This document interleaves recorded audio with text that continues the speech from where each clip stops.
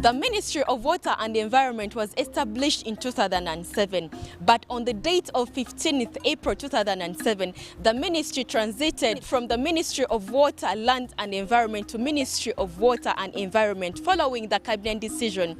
Today it has got the overall responsibility of developing, regulating and managing water and environment resources in Uganda. Join me, Samalu Kwago, as I host the Permanent Secretary, Mr. Alfred Okid Okot, on our program on environment.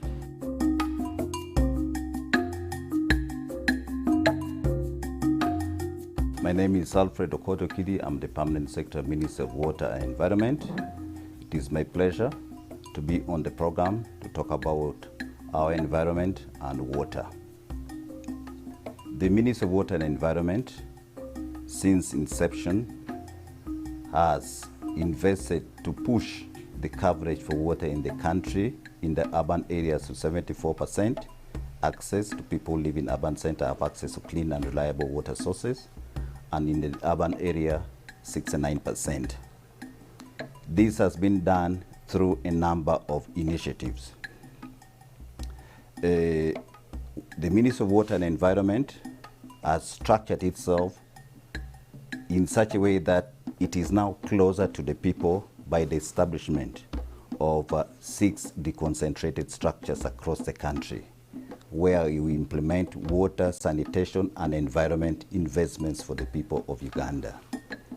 And we have also created capacity internally so that our team in the ministry are now able, to a great extent, to design, supervise, and to some extent do the actual installation of some of the infrastructures we have in the country. Water is affected by environment and climate change.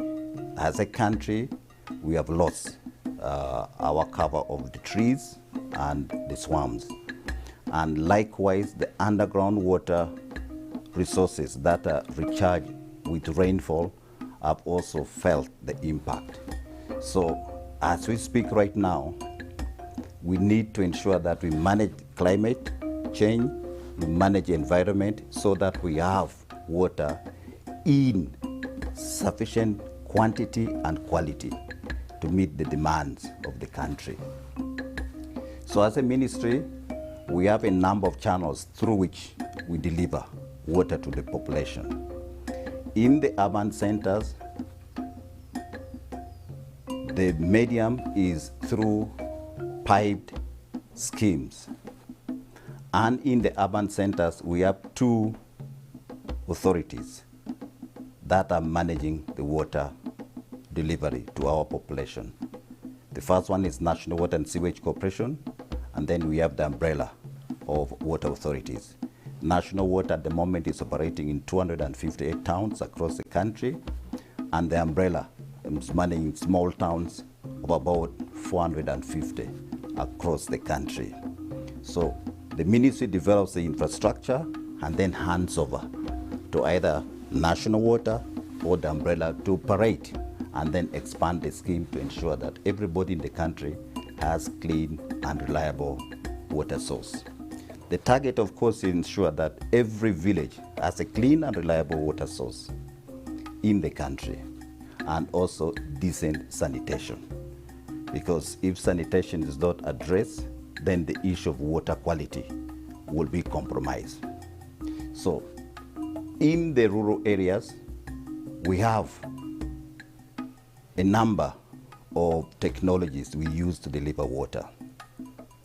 In the mountainous areas where we have reliable water sources, the preference is to go for gravity pipe schemes like the Lerima water scheme, the Buko, the Bukedia, etc. And these, we tap water from up, treat it, and then send it to our rural areas through gravity. So that takes care of the hilly and the mountainous areas and the low-lying areas near them. The other one, of course, is to use the what we call boreholes or some other point sources. We have so many boreholes, the typical hand pumps, we find them not suitable right now. So what we are doing is that we are motorizing them. So when we motorize the boreholes, we are able to pump water into a tank or tanks, and then by gravity supply 4, 5, 10 villages. And this also helps to bring that particular service nearer to the people. We also have bulk water supply systems that we are developing. Because of climate change, some of the underground water resources that we develop and we're using boreholes are beginning to periodically dry up. So we need to get more reliable sources. So for that matter, in some of these areas, the delivery mechanism is now to go for bulk water transfer, like what we are doing in from Kagera. We get water from River Kagera, then bring it after treating up to Mbara and supply all the villages, trading centers, towns, and Mbarara city itself. The same source is also going to address Isingiro, and we just signed the financing agreement yesterday. So Isingiro district, which is a water stress district, is also going to benefit from that, where we are going to make sure that 92 villages are served from that particular source. The same technology we are also employing to supply water to Gulu from Karuma. And all the trading centers and villages along that route will also be supplied with the treated and more reliable water source of River Nile from Karuma. So bulk water supply, we tackle it. We use it to tackle a bigger population and in areas where the underground water resources or the surface water is not adequate to meet the projected demand. So our target, therefore, is to ensure that every village has a clean and reliable water source. But as we supply the water, we also want to make sure that the wastewater and the other waste from the domestic usage of water is taken care of. So in the big urban centers, we have the sewage systems that we have put and we are putting, like the one we have done in Kampala, but we also have fecal sludge facilities that we are developing. These will serve clusters of towns, like the one we are putting in Isingiro. There's one we have already completed nearly in Nakasongola. We'll have one in Dokolo. We'll have another one in Kitgum. And in Zaipi, in West Nile, we have also put one, and in Karamoja, so that our people have where they can safely dispose of the wastewater. The other side of water is water that we use for productive activities. As I mentioned, because of climate change and degradation of environment, we see unreliable rainfall patterns across the country, and the intensity is also more destructive. Therefore, we need to cushion and make our farmers resilient. We therefore created a department for water for production, which is also spread in 6 regions across the country. And the task is to ensure that we increase the areas that we put under irrigation. The focus is to provide water storage for farmers so that this water can be used for crop irrigation or for animals. The water that we use comes from the environment. Therefore, it is important that we conserve them. And if you destroy the environment, then the quantity and the quality of the water that we use will be affected. And we are already beginning to see it in a number of places in the country.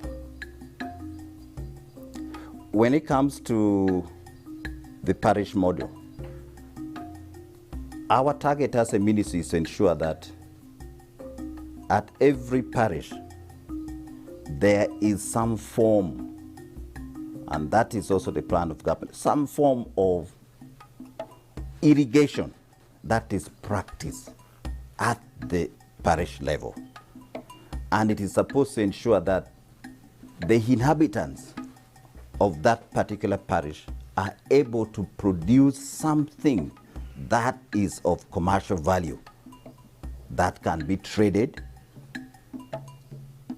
within the district, within the country, or can be exported. So our task is to ensure that there is water available.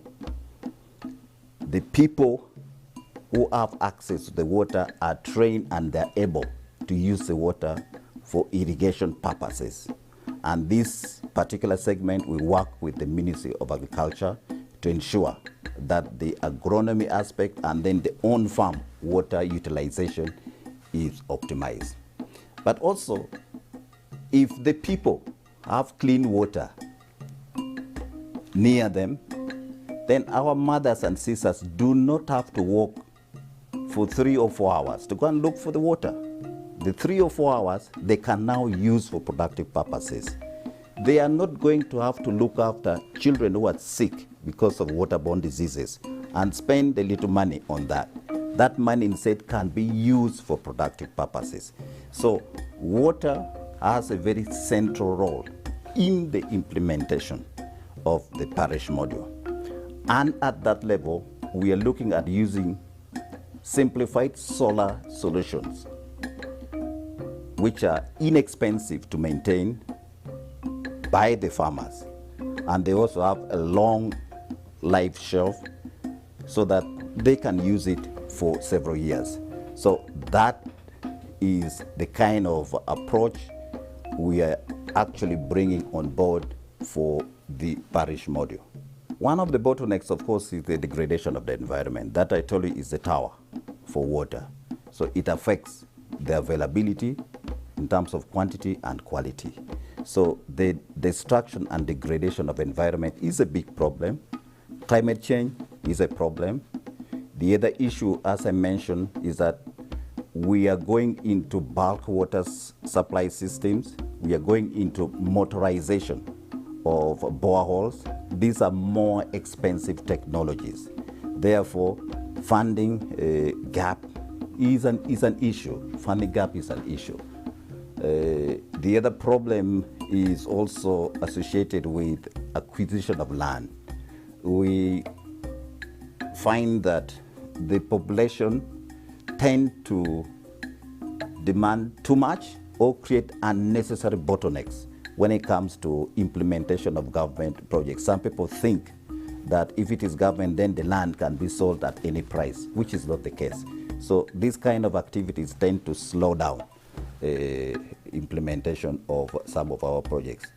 And of course, the current pandemic has affected the pace at which some of the projects are being implemented, especially those where we need to bring people together in groups of more than 20. We have had to spread them out and go a little bit slowly. Some of the projects that I would count as being very successful, one, the provision of water to rural areas using the gravity schemes technology, the construction and operationalization of mega irrigation schemes, and also the small scale ones across the country, because this has resulted into productivity of between 3 to 6 times, which is actually transforming the lives of the people. I also see now better management in terms of the operation of the infrastructure. When you look at national water, you look at the umbrella, yes, there's still scope for improvement, but at least the efficiencies have gone up. across the country.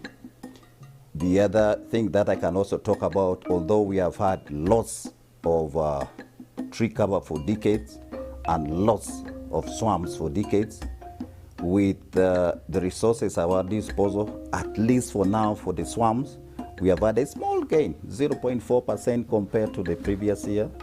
For the tree cover, we have moved from 10 to 12.4%. So I think the trend is progressive, but a lot still needs to be done. The law bans cover of 30 microns and below. These are the carrying bags that you normally see in some of these shops. You go to the markets, etc. You see quite a bit of them. These are not biodegradable. We do not see them being recycled, and they have a lot of harmful effects on the environment. So for us, because of those harmful impacts, 30 micron and below has been banned. But what we are also saying is there are alternatives that you can use. There are alternatives that you can use. Those that are above 30 microns and are biodegradable, for example, you can use them. The baskets that we make from palm fronds, etc., these are available. The alternatives are available. Other countries have actually implemented this successfully. So we want these 30 micron and below out of usage. If you go to some of the markets right now, you'll find women cooking matoke with those caveras. And those will have lifelong impact on the lives of our people. They actually have carcinogenic properties, and these can be released in the food, which is going to be extremely harmful. These caveras, when they get to the soil, they cannot decompose, so they affect the quality of the soil. When it rains in Kampala, you see the clogging of the channels with polythene bags, etc., and this causes flood and destruction of property and even at times lives. So really it is harmful, and we want the people who are manufacturing this to transition to more beneficial forms of carrying bags other than this very harmful one. The management of environment is not only a function of the central government. We acknowledge there are people who go and do illegal activities across the country, and unfortunately our swamps have also been victims of these illegal activities. And as I mentioned, the central government has the primary role together with the local governments for enforcement purposes. But all the citizens of this country, it is also your individual responsibility. If you see a crime being committed, it is your responsibility to let it be known. So we have done sensitization. We have the staff at district levels. The parish chiefs have been given the task and have been given the mandate to ensure there is no degradation in their areas. We should not leave it to the 186 or so police of the Environment Protection Force to police this function across the country, because we should look at this as something that affects you and me individually. You and me individually. So don't leave it to government. It is all our responsibilities. We are strengthening the enforcement arm. We are strengthening the law so that those who are caught do not walk away with the small paltry fines and the sentences as of now, so that it becomes commensurate with the destruction that you cause to the environment. The environment is a source of your water for survival, is a source of biodiversity. So when you look at the fertility of the soil, the pollination, the etc., name it, it comes from there. It's a source of products that you can use for medicinal purposes, food. You can use it for productive activities gainfully and sustainably. So it is a source of wealth, it's a source of health, it is a source of your very existence. So as an individual, you must take selfish interest to protect it. The way forward is, the ministry is committed to ensure that every village in this country has a clean and reliable water source. We also want to ensure that the environment is actually restored and managed sustainably. We want to push the swamp coverage back to at least 13, and we are looking at the forest cover to get to at least 18%, then eventually to 24%. We have secured funding from government of Uganda and the World Bank that we're going to use for restoration activities across the country. And we also call upon the private sector to get involved. And I would like to single out people like Uganda Breweries, Stanbic, MTN, who have come to join the Ministry of Water and Environment in the campaign for conservation of environment and tree planting. Environment is a personal responsibility, it is a collective responsibility, it is for our own selfish existence and survival, so we should protect it. My concluding remarks to Uganda: first, we have equipment across the 6 deconcentrated regions that I talked about that we can use to create storage in your farm. What you simply need to do is to put fuel and pay the small allowance to the operators. So this is a very subsidized program of government. Let us take advantage of it so that we increase productivity in our fields and for our animals. 2, let us respect the environment. Let us conserve it. Let us join the tree growing campaign, and let us name and shame those who are actually destroying our very existence. Thank you.